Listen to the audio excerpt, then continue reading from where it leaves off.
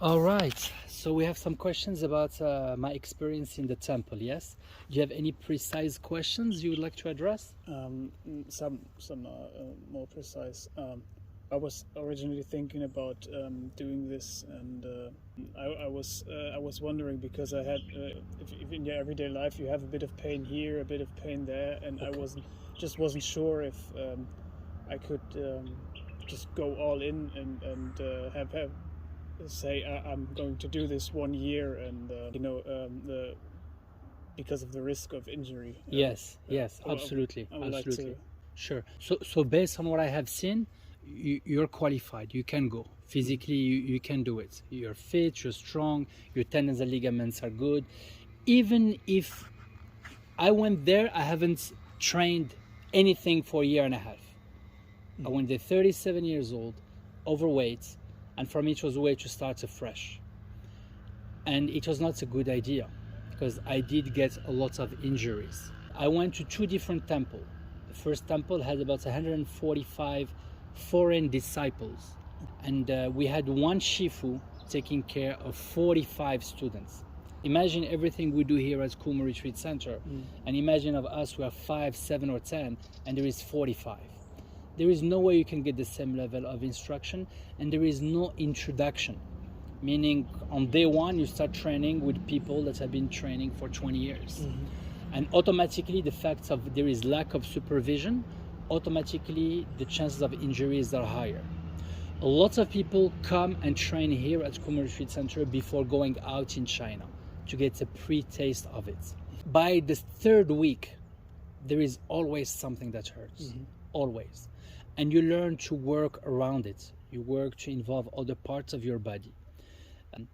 The only time where we had time off, where we were exempt from training, was when we had fever and shivering. If you don't have fever and you're shivering, you are doing something. Some people, bad to say, but it has happened, twisted a leg and could not move. They still had to go and see the classes. Maybe work on their upper body, maybe record, maybe take some notes. We had this nice gentleman who was in his 70s, and for him it was a retirement. The cost is affordable, there is training, you are surrounded by youth all the time, exercise, and even him had to attend about 3 hours worth of training every single day at his own pace and things of the kind. Injury is part of it. By me seeing that many injuries and me being injured myself, I went to speak to the abbot of the first temple, and I did share this concern, and I got transferred to another temple. The other temple had only 12 disciples, and we had two shifus, so we had more attention. More attention is good and bad. More attention is you're never alone. Like here, you learn, I demonstrate, I explain, and then you have time to discover the form on your own. Yes. And when you have a shifu that's very talented, they will be with you throughout. It's good because you have lots of attention, but it's bad because you also have a lot of attention. Anybody can go into that adventure with enough preparation or just the ability to listen to your body, which is really the biggest teaching there is out there. And there is learning in everything. I get a little bit upset because some people were there for 6 months to a year, and by breaking a leg, well, for 3 months they could not do anything. Whose fault is it? Is it the fault of the shifu who should have prepared them a little bit more?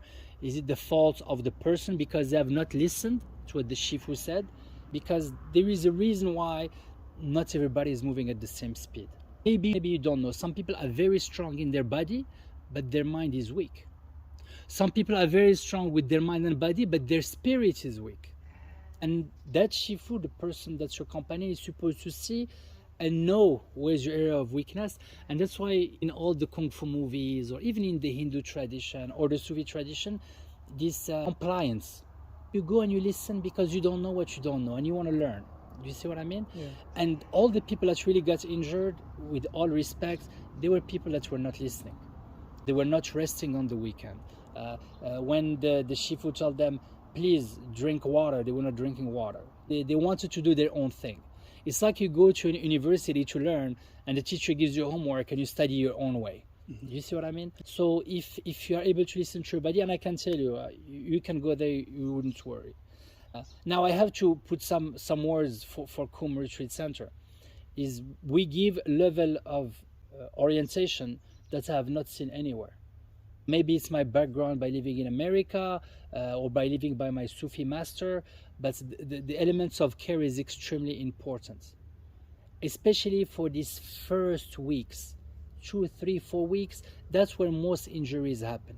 If you make it past the first 2 weeks without injury, your body will become very strong. And one thing that's lots omitted, even in karate.